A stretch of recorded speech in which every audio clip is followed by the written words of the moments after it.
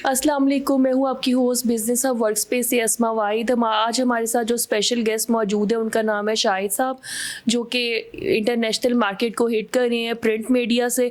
तो हम सर से बात करेंगे और पूछेंगे उन्होंने इतना अपनी बिज़नेस को कैसे ग्रो किया और उनकी टर्म एंड कंडीशंस क्या थी। तो आए सर से मिलते हैं। अस्सलाम वालेकुम सर। जी वालेकुम अस्सलाम। सर कैसे हैं आप? जी ठीक अल्हम्दुलिल्लाह।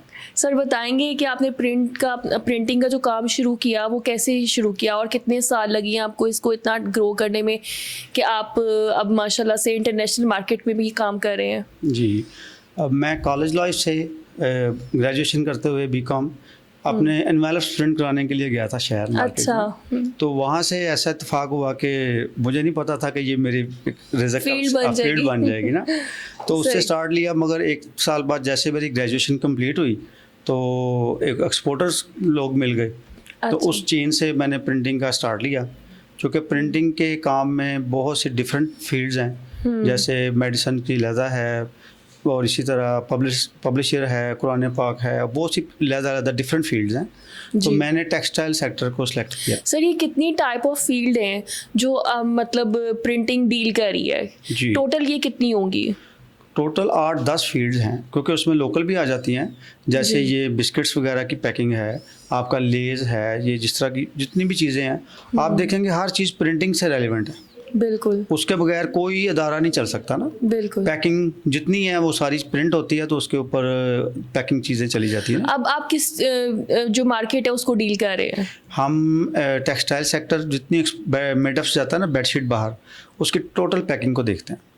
और स्टार्ट में तो हमने खुद से मार्केटिंग की और बड़े बड़े अच्छे घरों में काम किया। ज़फ़र फैब्रिक्स थी, मुगानम थी, JK था, मगर ऐसा ऐसा बहुत से थे। कराची की पार्टीज़ थी, लाहौर अहमद जमाल थी और जमाल फैब्रिक्स, और कराची की थी हरून टेक्सटाइल। बट फिर हमने अल्हम्दुलिल्लाह अल्लाह की तरफ से जो अल्लाह को मंजूर होता है, हमें इंटरनेशनल नॉमिनेशंस मिली। तो अब नॉमिनेशन से हमारे पास यहाँ बड़े बड़े बाइंग हाउस हैं।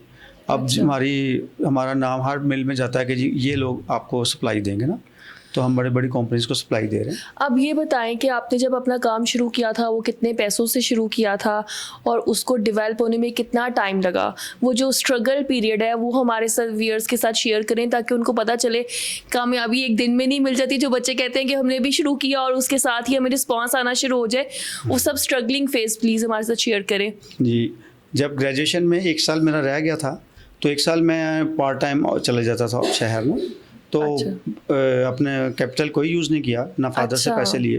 फादर मेरे अच्छा बिजनेस करते थे कपड़े का ना, यहाँ पे सोतर मंडी फैसलाबाद। बट मैंने उनसे नहीं हेल्प ली। तो 1 साल में मेरे पास कुछ इतने पैसे हुए कि मैं 2-3 लाख का ऑर्डर कर सकता था। तो वो जो आपका टाइम पीरियड था, वो जो आपने सीखा वो फ्री में सीखा वहाँ पर जाके? उसके लिए पेमेंट एक दिन में जब गया, तो जब मैंने किसी से एनवेलप बनवाए तो मैंने कहा ये बने कैसे, ये पेपर के ऊपर प्रिंटिंग आई कैसे और ये उतरती क्यों नहीं है, कुछ क्वेश्चंस थे ना। और मैंने अल्हम्दुलिल्लाह 2-3 दिन में ये सर्च किया कि ये कैसे चीज़ बन के कैसे रस तैयार हो जाती है ना। तो चौथे 5वें दिन मैंने किसी के लेटर हेड प्रिंट किए। मैंने उस वक़्त में सन 1992-93 में वो जब 1000 कमाया, 2000 कमाया, तो मुझे बड़ा अच्छा लगा। मैं स्पोर्ट्समैन था, तो फिर मैंने सोचा कि ये अगर महीने का मैं 30-40 हज़ार कमाऊँ तो मेरे लिए बड़ा कम अच्छा है। तो अल्हम्दुलिल्लाह मैंने खैर अल्लाह ने बहुत दिया, लाखों कमाया। बट मैं 2-3 साल में मैंने अपना सेटअप मशीन ने और बहुत अच्छा रन कर गया था। फिर वो कितना एरिया था जिसमें अपना काम शुरू किया? हाँ, वो मेरे पास थोड़ी सी जगह थी, कुछ 10 मरले की, जिसमें मैंने सेटअप लगाया, क्योंकि मैंने सोचा कि जो लेबर के मसाइल और प्रोडक्शन के मसाइल हैं ये बड़े टफ हैं। तो मैंने अपने बिज़नेस को मूव किया लाहौर की तरफ, और मैंने लाहौर देखा कि विज़िट किया कि बहुत बड़े बड़े इदारे हैं और बड़े नाम हैं वो। तो मैंने अपना सारा काम ट्रेडिंग में शिफ्ट किया और मैंने लोगों को सर्विसेज दी। वहाँ से बड़े बड़े ऑर्डर, मिलियन बिल, बहुत बड़े बड़े ऑर्डर करके ना डिलीवर किए। जो लोग हमें 2 वीक्स का टाइम देते थे, हम 3 डेज़ में उनको माल डिलीवर कर देते थे। हम ये लालच नहीं करते थे कि हमारा प्रॉफिट कम हो जाएगा, हम ये कहते थे हमारा नाम बनना चाहिए और हम सर्विसेज हमें देनी चाहिए। और स्टार्ट में आपका प्रॉफिट मार्जिन कितना होता था? क्योंकि हम अक्सर देखते हैं, जो लोग, मैंने अक्सर मार्केट में देखा है कि जब आपका प्रॉफिट मार्जिन जो है वो कम होता है तो आपकी सेल्स पे इफेक्ट पड़ता है, सेल्स ज़्यादा हो जाती हैं। अगर आप प्रॉफिट मार्जिन बहुत ज़्यादा रखें तो फिर कस्टमर उस तरीके से नहीं आता। तो स्टार्ट जो बिज़नेस कर रहे हो तो उनके लिए क्या स्ट्रेटजी होनी चाहिए? डेफिनेटली आप मार्जिन स्टार्ट में कम रखेंगे तो लोग आपके साथ, क्लाइंट आपका पक्का हो जाएगा ना, वो किसी तरफ नहीं जाएगा। अगर आप ज़्यादा एक ही दफ़ा में कमाना चाहेंगे तो बस वो एक ही दफ़ा होगा ना। तो हमने मुनासिब से ये नहीं कहता थोड़े मार्जिन से, मुनासिब मार्जिन में काम स्टार्ट लिया, मगर हमने बड़ी प्रोडक्शंस ली जो मतलब लैक्स में क्वान्टिटीज़ थी, और अल्लाह का शुक्र है कि बड़े बड़े अदारे अच्छे घर मिले। मुगानम प्राइवेट लिमिटेड बहुत अच्छा घर था, वो जो रेहान इशफाक साहब, मैं उनका नाम इसलिए लूँगा, वो मेरे उस्ताद भी मैं उनको मानता हूँ, बड़े भाई भी मानता हूँ। उन्होंने मुझे सपोर्ट की, बिज़नेस भी दिया और मुझे हर तरीके से गाइड भी किया। जी। अब सर ये बताएं कि जो बड़े मतलब जो आपके बड़े प्रोजेक्ट्स होते हैं, अगर उनमें सपोज़ कहीं लॉस हो जाए, कुछ इस तरह के भी कस्टमर आते हैं जो बोलते हैं कि हमें पसंद नहीं आया या रिटर्न ले लें, तो उन चीज़ों को आप कैसे मैनेज करते हैं? ये तो बिज़नेस है। अभी रिसेंटली 3 दिन पहले हमारे मतलब अभी तो खैर अल्हम्दुलिल्लाह को वॉल्यूम अच्छा है हमारे। एट अ टाइम 20, 22, 25, 30 कंटेनर के प्रोडक्शन चल रही होती है जो हम सप्लाई देते हैं। तो अभी परसों कोई छोटी सी मिस्टेक की वजह से कोई 2-2.5 लाख का कार्ड ख़राब हो गया। हमने 1-2 घंटे में डिसीजन लिया कि ये चल सकता है कि नहीं। फिर हमने कहा नहीं, बाइंग हाउस भी ख़राब नहीं करना और नॉमिनेशन भी ख़राब नहीं करनी, और मिल्क को भी ये ख़राब माल नहीं देना। फौरी तौर पर नया माल लिया और नया प्रिंट कर दिया। ये तो कारोबार है, जहाँ नफ़े होते हैं वहाँ नुकसान होते हैं। तो अब उस नुकसान को कैसे डील करेंगे, कैसे पूरा करेंगे? क्योंकि वो प्रिंटिंग फिर आपकी कहाँ इस्तेमाल होगी? सपोज अगर किसी न्यू कमर से भी ऐसे हो जाता है कि ख़राब हो गया है, तो वो बच्चे फिर क्या करें? वो कार्ड को वेस्ट कर दें या कुछ और पर्पज़ के लिए भी उसको इस्तेमाल कर सकते हैं? जी, वो जो है ना, हमारी लोकल मार्केट में कार्ड बिक जाता है। अच्छा। हमने मिसाल के तौर पे 2 लाख का लिया या 1.5 लाख का लिया, तो हमने फौरी तौर पे उसको 50,000 का मार्केट में सेल कर दिया, पैसे कैश कर लिए। उन्होंने उसको लोकल जो ये होती है ना, हमारी चीज़ें लोकल इस्तेमाल होती हैं, जैसे लिडो प्रिंट होती है और लोकल मटेरियल चीज़ें प्रिंट होती हैं, वो उसमें उसकी बैक साइड को प्रिंट करके इस्तेमाल कर लेते हैं ना। तो हम अपना नुकसान नफ़ा फौरी एक्सपोर्ट में डिसीजन है, क्योंकि एक्सपोर्ट में शिपमेंट डेट है, उसमें हर हाल में वेसल मिस नहीं हो सकता। जो डेट्स शिपमेंट किए हैं वो उन्हें उसी डेट्स पे निकलना है, नो कॉम्प्रोमाइज़। अच्छा, आई वाज लिसनिंग के इंटरलूप वालों को भी कुछ ऐसे लॉस हुआ था, उनकी काफ़ी बड़ी शिपमेंट थी और वो यूके गई, उनके सॉक्स मतलब वो जाना जाता है कि इसके लिए, चीज़ों के लिए, अंडर गारमेंट्स के लिए, सॉक्स और बनियान वगैरह के लिए, तो उनके साथ ये हुआ था कि उनकी सॉक्स का प्रिंट आ गया था। उन लोगों ने क्लेम किया, वहाँ पे उनका जितना प्रोजेक्ट पड़ा था उन्होंने रिटर्न बैक कर दिया कि हमें चाहिए ही नहीं। तो अब ये कंपनी मैटर, अब उसका इमेज इम्पैक्ट क्या बढ़ा? उन्होंने कहा कि हमें वापस कर दे, कोई मसला नहीं है।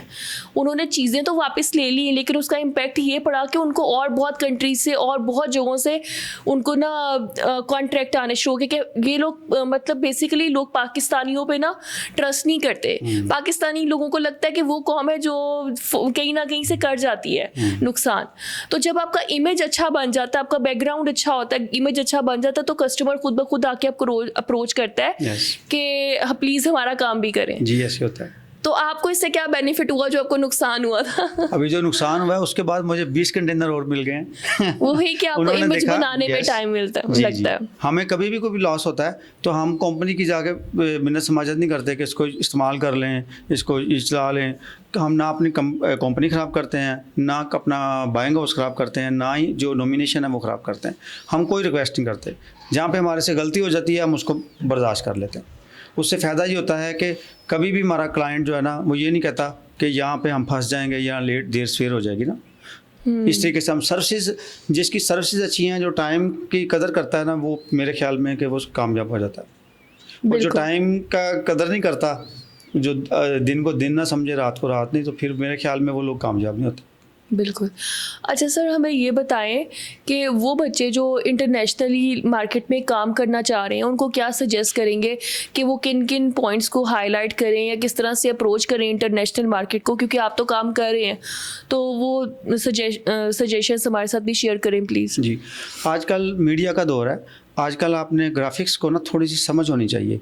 जो लोग भी ये काम करना चाहते हैं वो डिज़ाइनिंग की अप्रोच रखें कि ये डिज़ाइन, जैसे एक छोटा सा बिज़नेस कार्ड कैसे बना, लेटर हेड कैसे बना। जब ये 2 चीज़ें इंपॉर्टेंट हैं, ये बन जाएंगी, तो फिर आगे हर चीज़ बन जाएगी। आगे लीफलेट भी बन जाएगा, आगे इंसर्ट कार्ड भी बन जाएगा, हर तरह की पैकिंग वो बना सकता है। मैं जब कॉलेज से फ्री होकर अपने बिज़नेस पे आया तो बहुत से दोस्त थे जो स्टडी से फ्री हुए थे, तो उन्होंने कहा शाहिद साहब हम क्या करें? मैं कहा जो मैं करता हूँ वही करो। कहते हमें तो आता नहीं, मैं कहा मुझे भी नहीं आता था। हाँ। तो हमने उनको अपने दोस्तों को सिखाया, अल्हम्दुलिल्लाह सब दोस्त आज भी हम मिलते हैं और वो भी अच्छे लेवल पे बिज़नेस कर रहे हैं।